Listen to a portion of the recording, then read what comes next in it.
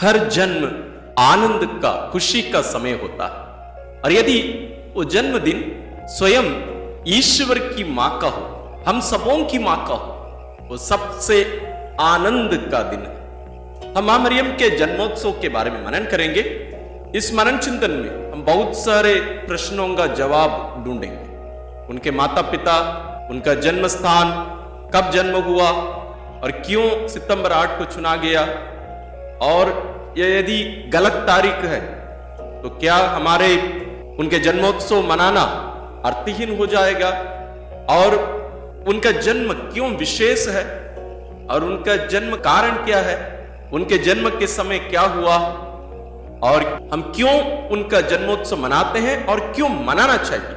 इस प्रकार के बहुत सारे प्रश्नों का जवाब आज के इस मनन चिंतन में हम ढूंढेंगे। मुक्ति इतिहास में कुछ निर्णायक घटनाएं घटी हैं, उनमें से मां मरियम का जन्मोत्सव एक अहम घटना मानी जाती है। जब दुनिया ईश्वरीय अनुग्रह से, ईश्वरीय ज्योति से वंचित रहा, उस समय एक छोटी सी दिया ईश्वर स्वयं जलाए, और इस छोटी सी दिया पीछे आने वाले सूर्य के एक पूर्वाभास है। वो सूर्य है स्वयं प्रभु यीशु ख्रिस्त।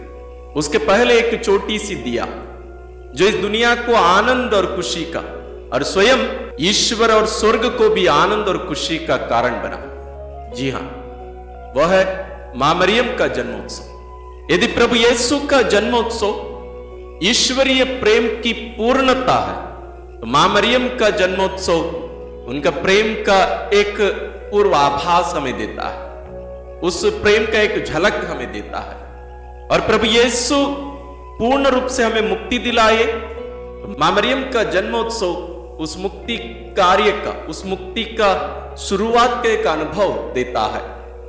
और जैसे मैंने कहा, जन्मदिन हर परिवार में बहुत आनंद और खुशी का समय रहता है, और मां मरियम का जन्मोत्सव हम सभी के लिए, हर मनुष्य के लिए, विशेष रूप से हम मनुष्यों के लिए जिन्हें प्रभु यीशु अपनी मां को हमारी मां के रूप में दिए हैं, हमें विशेष आनंद और खुशी का समय है। आइए हम मनन चिंतन में आगे बढ़ते हैं। जैसे हम जानते हैं, बाइबल में कहीं भी नहीं लिखा गया है कि मां मरियम कहां जन्मी, कब जन्मी, उनके माता पिता कौन थे, इसके बारे में कुछ भी नहीं लिखा गया है। लेकिन एक बात स्पष्ट है, जिसे हम पवित्र वचन में, पवित्र बाइबल में पढ़ते हैं, कि प्रभु यीशु का जीवन इस दुनिया में, यानी मानव रूप में उनका जीवन मां मरियम से प्रारंभ हुआ और मां मरियम के साथ समाप्त हुआ। नाज़रेत में, उस छोटे से गांव में, मां मरियम के गर्भ में जो शरीर धारण के द्वारा प्रभु यीशु का जीवन इस दुनिया में मानव रूप में प्रारंभ हुआ,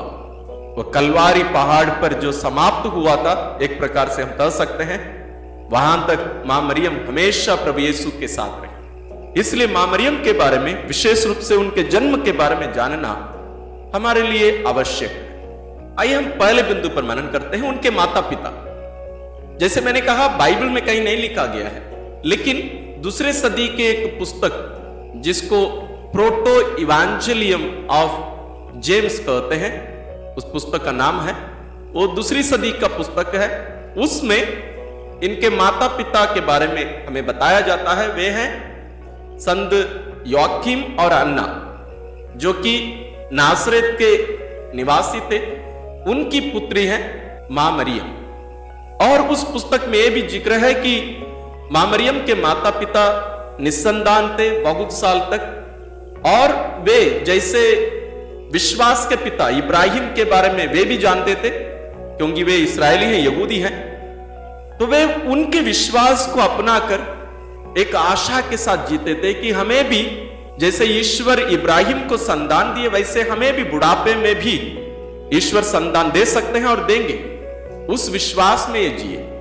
और जैसे उस पुस्तक में जिक्र है, इन्हें भी वो संदेश दिया गया था कि इन्हें भी एक संतान मिलेगी। और देखिए, ईश्वर इब्राहिम को इसहाक दिए।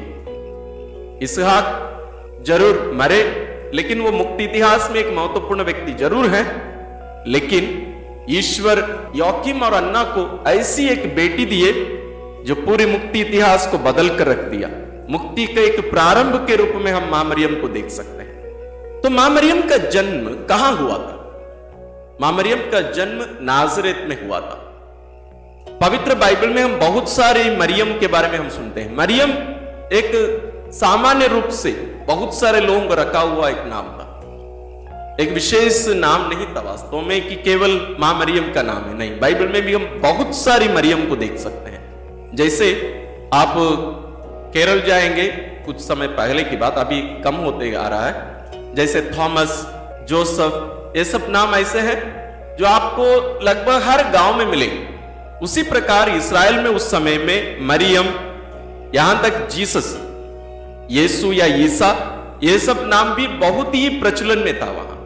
इसलिए मां मरियम को नासरेत की मरियम कहा जाता है। जैसे मरियम मगदलेना, आप जानते हैं वो मगदलेन एक जगह का नाम है, उसी प्रकार नासरेत की मरियम भी हम मां मरियम को कह सकते हैं। तो इनका जन्म कब हुआ, साल तो स्पष्ट नहीं, लेकिन यह कहा जाता है कि जब स्वर्गदूत गब्रियल मरियम को संदेश दिए, उस समय वो 15 साल से 16-17 साल के बीच में रही।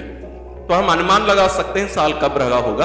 लेकिन कलीसिया सितंबर 8 तारीख को क्यों मनाती है मां मरियम के जन्मदिन के रूप में? जैसे हम जानते हैं कैथोलिक कलीसिया में बहुत सारी कलीसिया हैं, मतलब इसमें 24 कलीसिया हैं, उसमें एक है रोमन कैथोलिक, जिसको वेस्टर्न चर्च भी कहते हैं। असली में इसको वेस्टर्न चर्च कहा जाता है, जबकि ये पूर्ण रूप से वेस्ट नहीं है। ईस्टर्न चर्चेस जितने हैं, अन्य जितने भी चर्चेस हैं, वे सब ईस्टर्न चर्चेस में आते हैं। हमारे क्रिस्तीय विश्वास के, क्रिस्तीय रहस्यों के महत्वपूर्ण बातें वास्तव में प्रारंभ यहां ईस्ट में होता है। हम जानते हैं प्रभु यीशु का जन्म भी ईस्ट में हुआ था।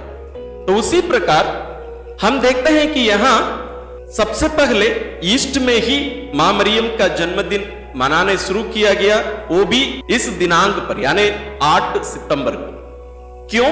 क्योंकि कहा जाता है कि ईस्ट में जो साल का प्रारंभ होता है वो सितंबर महीने से होता है ना, उनका महीना अलग नाम से होता है, लेकिन इसी समय तो इसलिए सितंबर महीने के 1 तारीख को लिया गया। तो सितंबर 8 तारीख मां मरियम का जन्मदिन। अभी एक बहुत बड़ा प्रश्न उठता है, तो हम लोग एक गलत तारीख को, यानी हम लोग एक अनुमान लगाकर हम फिक्स कर रहे हैं कि इस तारीख को हम इनका जन्मदिन मनाएंगे। क्या आपका जन्मदिन ऐसे मनाते हैं?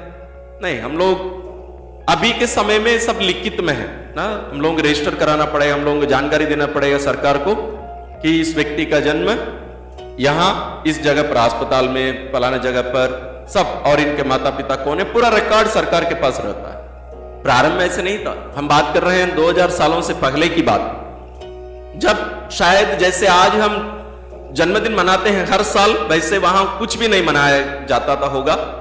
और जरूर जब पुत्र जन्मे होंगे उन लोग जोरदार मनाते थे, लेकिन बेटी जन्मती है, जैसे आज भी बहुत सारे जगहों पर होता है, उन लोगों को मनुष्यों के बीच में गिनते नहीं थे। अभी तो बहुत स्थिति बदल गई है, इसलिए हम बाइबल में बहुत सारे जगहों पर देखेंगे कि महिलाओं की गिनती वहां नहीं बताई जाती। जैसे प्रभु यीशु का रोटियों का चमत्कार, ये बताया जाता है कि वहां 5000 पुरुष थे।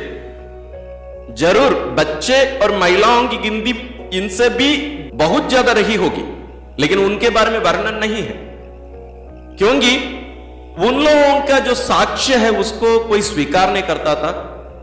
उन लोगों को वास्तव में मानव के रूप में उन लोग स्वीकार नहीं करते थे, स्त्रियों, महिलाओं।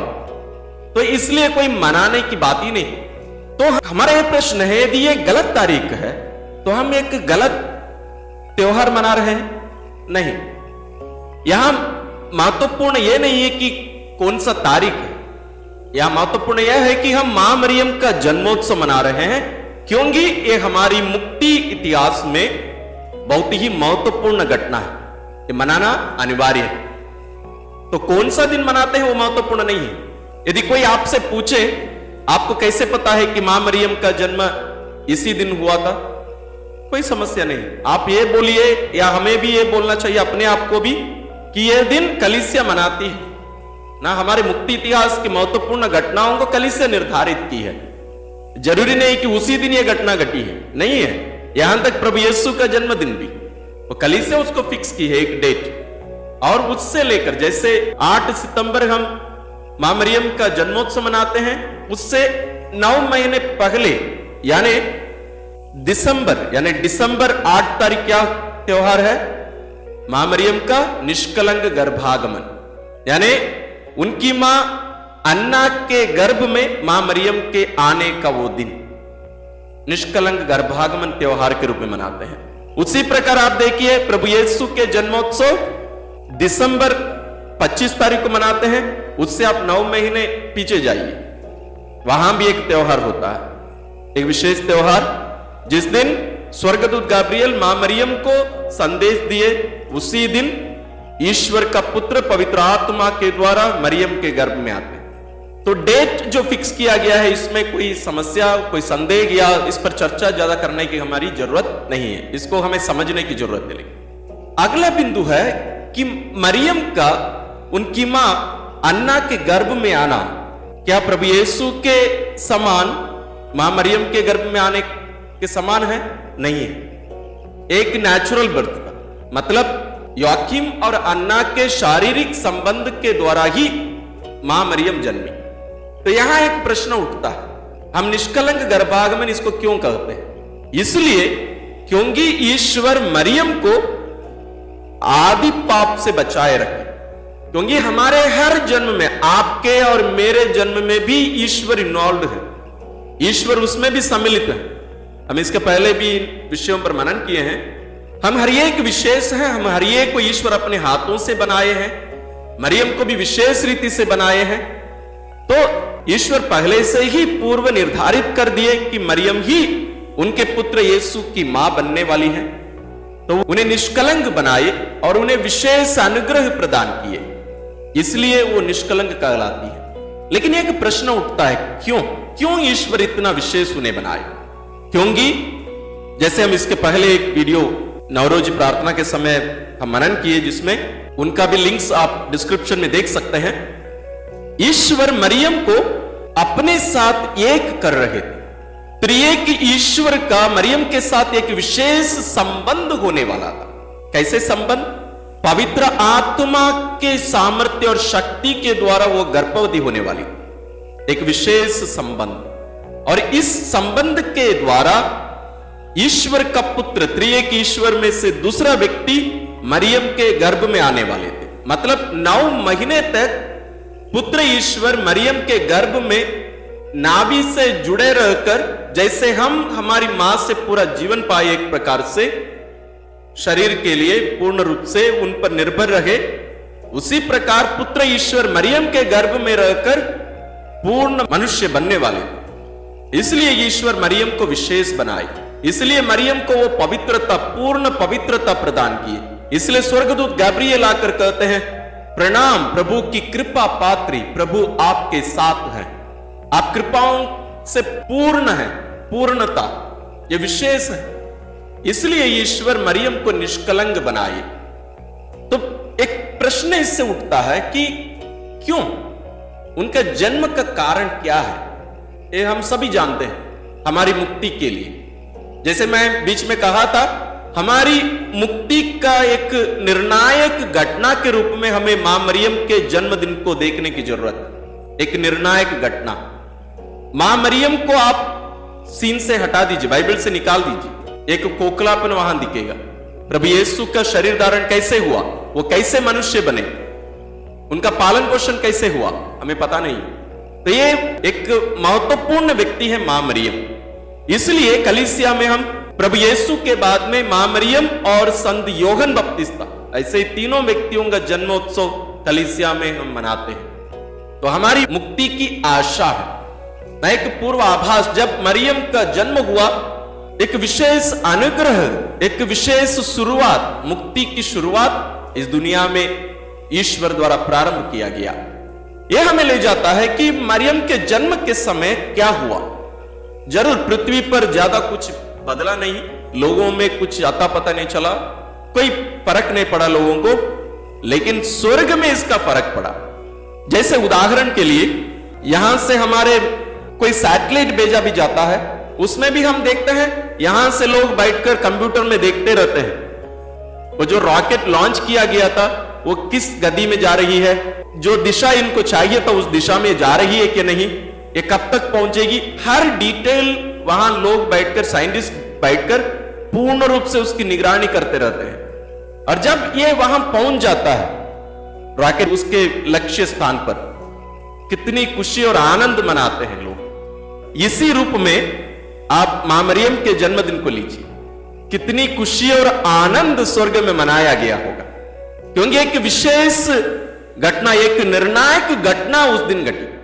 ना केवल मां मरियम का जन्मदिन, उनकी मां अन्ना के गर्भ में आने का भी दिन, उस दिन से लेकर 9 महीने तक जो विशेष परिस्थिति उस घर के आसपास में रहा होगा, जो विशेष खुशी और आनंद अन्ना के मन में रहा होगा, और मां मरियम के जन्म के बाद यह प्रकट किया जाता है और उस दिन विशेष आनंद और खुशी स्वर्ग में मनाया गया।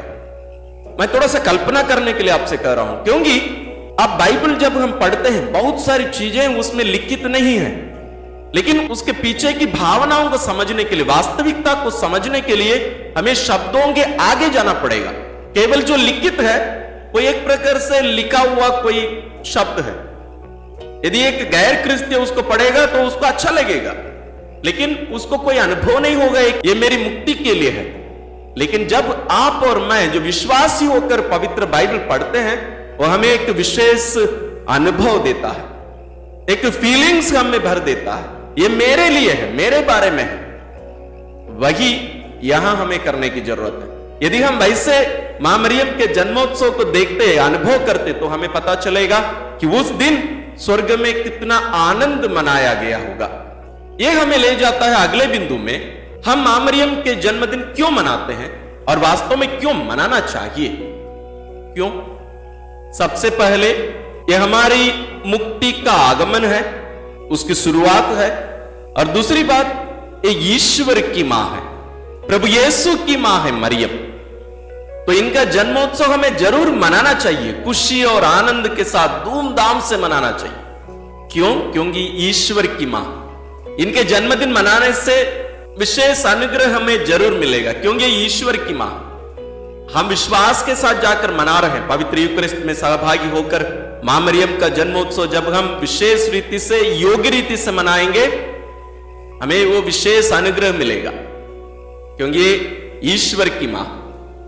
तीसरी बात, ये ना केवल ईश्वर की मां है, ये आपकी और मेरी भी मां, ये हम सबकी मां है।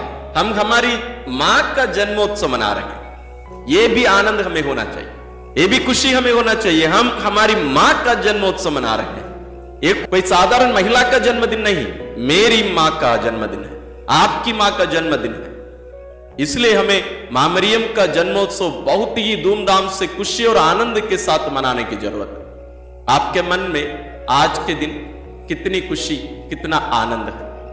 जब बच्चों का जन्मदिन मनाया जाता है, बच्चे बहुत खुश हो जाते हैं, क्योंकि उनको एक नया कपड़ा मिलने वाला है, केक मिलने वाला है, उनके दोस्त लोग सब घर आएंगे, पार्टी मनाएंगे, इसलिए बच्चे लोग खुश हो जाते हैं। लेकिन आपको पता है कहीं कहीं बच्चे लोग अपने माता पिता का भी जन्मदिन मनाते हैं, लेकिन उस जन्मदिन में जरूर सबको ही खुशी मनाते हैं, लेकिन फायदा किसको होता है? माता पिता का या बच्चों का? बच्चों का फायदा होता है, क्योंकि बच्चे माता पिता के लिए कुछ कपड़ा लेकर खरीद के देने वाले नहीं है, वो बहुत कम होता है।